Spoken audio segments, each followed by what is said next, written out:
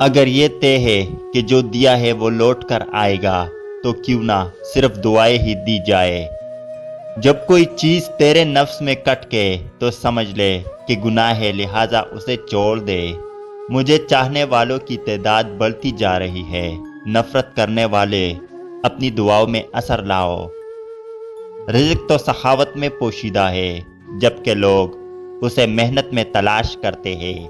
زندگی کبھی کسی کو مفت کچھ نہیں سکھاتی۔ جب کوئی کہتا ہے مجھے زندگی نے یہ سکھایا ہے تو یقین کرے کہ اس نے اس کی بہت بڑی قیمت ادا کی ہوتی ہے۔ انسان کی فطرت ہے کہ اسے مکمل مل جانے والی چیز سے اکتاہٹ ہونے لگتی ہے۔ انسان کو اپنے اندر جنگ آ جائے تو وہ دوسروں کے احساسات کو سمجھنے کے قابل ہو جاتا ہے۔ توبہ کرنے والوں کی صحبت میں بیٹھا کرو، کیونکہ وہ سب سے زیادہ نرم دل ہوتے ہیں۔ ٹوٹنے کے بعد جو تم میں ہمت آتی ہے نا، دراصل تمہیں اللہ تعالیٰ تھام چکا ہوتا ہے۔ کبھی کبھار ہمارا دل صرف اس لیے ٹوٹتا ہے تاکہ وہ اللہ سے جڑ سکے۔ آپ مخلص رہے، یہی کافی ہے، اجر تو اللہ دے گا۔ راستے مشکل سہی، مگر مجھے اپنے اللہ پر یقین ہے۔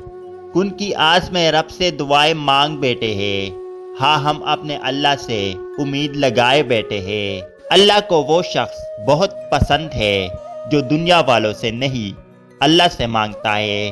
مدد کرنے کا جذبہ کبھی سرد نہیں پڑنا چاہیے، صرف اسی ایک جذبے سے ہی انسانیت منسوب ہے۔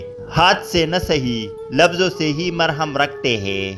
میں آج تک اپنے خاموشی پر نہیں پچھتایا، جب بھی پچھتایا اپنے بول پر پچھتایا۔ گھبرانا نہیں، ٹھوکر بھی ان کو لگتی ہے جن کو رب نے تامنا ہوتا ہے۔ باتوں کی مٹاس اندر کا بید نہیں کھولتی۔ مور کو دیکھ کر کون کہہ سکتا ہے یہ سانپ کاتا ہوگا۔ وقت جب فیصلہ کرتا ہے تو گواہوں کی ضرورت نہیں پڑتی۔ اچھے لفظ تخلیق کرنے کے ساتھ اچھے رویے بھی تخلیق کرنے چاہیے۔ ہمیشہ مخلص رہے، آپ کی موجودگی وقتی ہو سکتی ہے، مگر کردار اور روی دائمی اثرات چھوڑ جاتے ہیں۔ کوئی اچانک بدل جائے تو دو باتوں پر عمل کرے، وہ شخص آپ کو دن رات یاد کرے گا۔